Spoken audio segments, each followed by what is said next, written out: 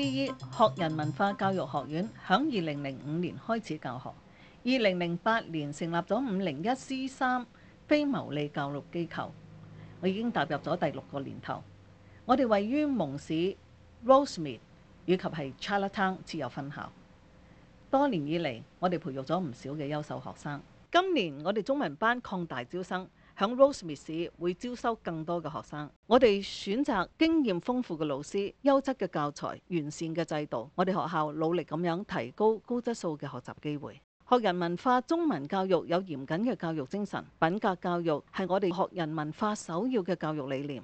品德教育裏邊有品格、情緒管理同挫折復原力。我哋話選擇什麼你就係什麼。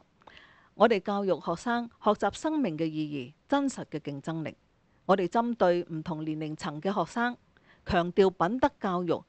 教育嘅基石係要回歸到做人品格以及態度。家長、老師必須係要從細路仔就開始重視佢嘅品格教育。品格就像人生指南針一樣，好嘅品格指引人係往正面嘅發展。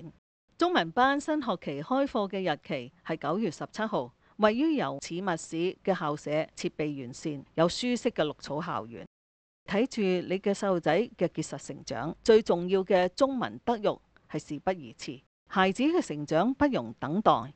為咗慶祝9月新用校舍，3人行齊齊報名，可以學費半價。